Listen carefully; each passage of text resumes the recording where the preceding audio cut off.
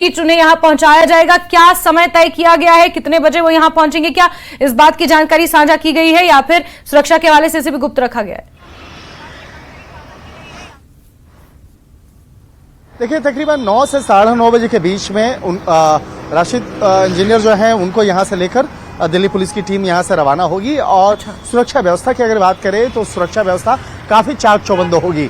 चाक चौबंद सिर्फ राशिद इंजीनियर के वैन के आसपास ही नहीं, बल्कि रूट पे भी, जिस रूट से यहाँ से लेकर पार्लियामेंट तक पहुंचना है, तो उस रूट पे भी कई ऐसे संवेदनशील पोस्ट हैं, लोकेशन है, जहां पर सुरक्षा व्यवस्था काफी चाक चौबंद किया गया है। सीसीटीवी तो हालांकि सीसीटीवी वाले रूट से ही लेकर पहुंचा जाता है, लेकिन जो रास्ते में कुछ ऐसे संवेदनशील पोस्ट हैं, लोकेशन है, वहां पर दिल्ली पुलिस के साथ साथ जो अर्धसैनिक बल हैं वो भी मौके पर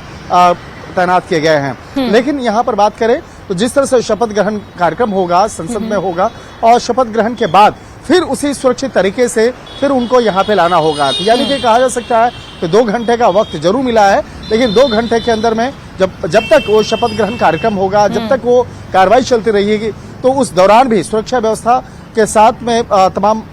बातों का ध्यान रखा जाएगा। और अगर बात करें जिस तरह से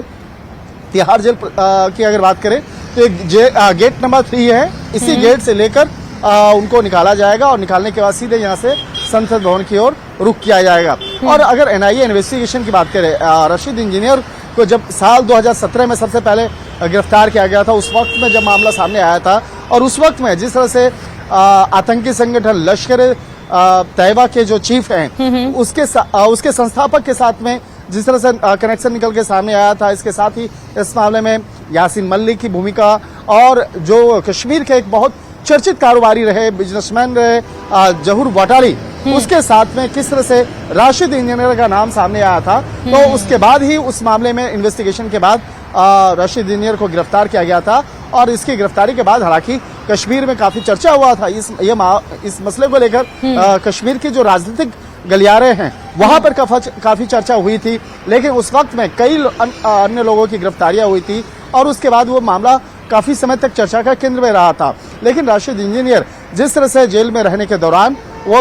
लोकसभा का चुनाव लड़े और चुनाव लड़ने के बाद वो जीत भी गए, तो जीतने के बाद तमाम जो औपचारिकताएं होती है शपथ ग्रहण के लिए, उन तमाम औपचारिकताओं को आज पूरा किया जा रहा है। और इसी बात को ध्यान में रखते हुए आज तिहाड़ जेल से लेकर उनको पार्लियामेंट जाने के लिए तमाम व्यवस्थाएं की गई हैं, और व्यवस्था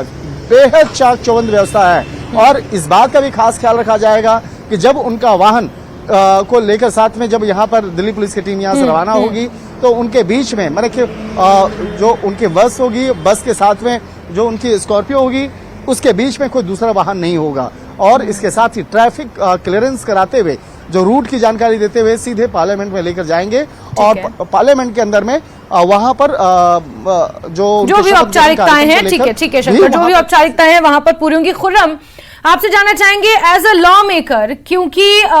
जिस तरह से प्रावधान है, अगर आप उन प्रावधानों के बारे में बता सकें कि अब जब भी उन्हें पार्लियामेंट का सेशन अटेंड करना होगा या फिर कोई और औपचारिकताएं होंगी बतौर सांसद, जो उनकी ड्यूटीज होंगी, उनको निभाने के लिए अब उन्हें पल पल कोर्ट की परमिशन की जरूरत होगी। 60 दिनों का एक निर्धारित समय होता है कि अगर कोर्ट को जानकारी ना देते हुए 60 दिनों तक वो इन तमाम जहां पर हाजिरी लगानी होती है बतौर सांसद, चाहे वो सत्र हो या फिर कोई बैठक हो, वहां से अगर नदारद रहते हैं तो फिर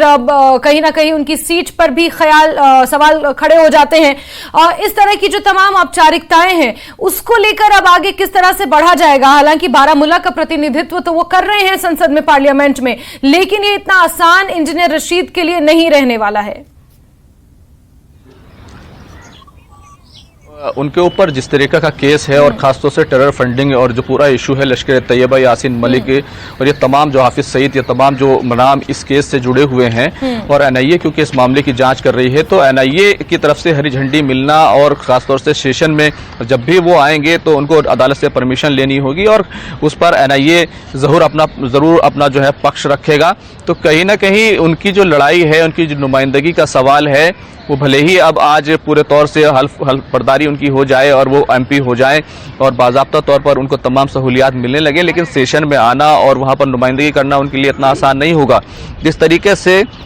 उनको इसके लिए परमिशन लेनी पड़ी कि वो हल्फ बर्दारी करें। इसी तरीके से उनको लगातार परमिशन लेनी पड़ेगी। और जहां तक 60 दिनों की बात है, अगर वो लगातार 60 दिनों तक पार्लियामेंट से बगैर बताए गैर हाजिर रहते हैं तो उनके खिलाफ कार्रवाई हो सकती है, उनको अयोग्य करार दिया जा सकता है। ये तमाम तरह के प्रावधान हैं। लेकिन आज वो जिस तरीके से यहाँ पर आएंगे, क्योंकि पार्लियामेंट नहीं चल रही है, लेकिन वो स्पीकर को बता सकते हैं क्योंकि वो तिहाड़ जेल में हैं और इन केसेस के तहत हैं। फिलहाल वो जब भी सेशन शुरू होने वाला है, क्योंकि मानसून सेशन बिल्कुल करीब है, इसी महीने वो शुरू होगा, तो फिर उनको बताना होगा कि वो पार्लियामेंट नहीं आ पाएंगे और बार बार उनको कोर्ट में जाना होगा और परमिशन लेनी होगी, क्योंकि उनका जो इशू है पूरा वो टेरर फंडिंग से जुड़ा हुआ है। क्योंकि ये तमाम दलीलें आपने देखा है कि कोर्ट में रखी गई थी और कोर्ट में जब उनके वकील की तरफ से दलील रखी गई थी कि उनके मुवक्किल को बिल्कुल उसी तरीके से पैरोल दी जानी चाहिए जिस तरीके से संजय सिंह को दी गई थी, जो आम आदमी पार्टी के मेंबर ऑफ पार्लियामेंट है। लेकिन इस हवाले से कोर्ट ने यह कहा था कि ये उनके इल्जामात में, क्योंकि संजय सिंह का जो मामला है पूरा वो शराब पॉलिसी से जुड़ा हुआ मामला है, करप्शन से जुड़ा हुआ मामला है, लेकिन ये जो पूरा मामला है ये यूएपीए के तहत इल्जामात का है, टेरर फंडिंग का है और आतंकवाद से जुड़ा हुआ मामला है। इसलिए दोनों के जो मामले हैं वो बिल्कुल अलग हैं, इसलिए दोनों को नहीं जोड़ा जा सकता। तो ये तमाम जो चीजें हैं ये लगातार रहेंगी और सिक्योरिटी कंसर्न जो आज है, जो क्योंकि पार्लियामेंट चलती रही और जब पार्लियामेंट सेशन शुरू होने से पहले जब हल्फबर्दारी हो रही थी उस वक्त भी इजाजत मांगी गई थी, लेकिन एनआईए की तरफ से मजीद मोहलत मांगी गई। फिर 1 तारीख को जब एनआईए ने एक तरीके से हरी झंडी दे दी और अपना पक्ष रखा कि वो 5 जुलाई को ले सकते हैं, तो पार्लियामेंट के सेशन के दौरान क्योंकि बहुत ज्यादा गतिविधियां होती हैं तो सिक्योरिटी कंसर्न जरूर बड़े होते हैं, उसकी वजह से हर बार ये दिक्कत उनको आने वाली है। जी बिल्कुल बिल्कुल। याह्या, आपसे जानना चाहेंगे, जिस तरह से खुर्रम ने कहा कि हर बार उन्हें इस तरह की परमिशंस लेनी पड़ेंगी और हर बार इस प्रक्रिया से गुजरना पड़ेगा, चाहे मानसून सेशन हो, चाहे फिर बजट सेशन हो, इस तरह के जितने भी पार्लियामेंट सेशंस होंगे या कोई महत्वपूर्ण बैठकें होंगी, उससे हमेशा उन्हें कोर्ट से परमिशन लेनी होगी या फिर स्पीकर को इन्फॉर्म करना होगा। ऐसे में नहीं लगता कि बारामूला की जनता वंचित रह जाएगी, डिप्राइव्ड रह जाएगी? एक रिप्रेजेंटेशन से उन्होंने भारी मतों से जीतकर इंजीनियर रशीद को संसद तो पहुंचा दिया, लेकिन वो तिहाड़ जेल में बंद है। अब उनकी रिप्रेजेंटेशन उस स्तर पर हो पाएगी या नहीं जिस स्तर की जीत इंजीनियर रशीद को मिली है? ये कहीं ना कहीं बारामूला में चर्चाओं का विषय।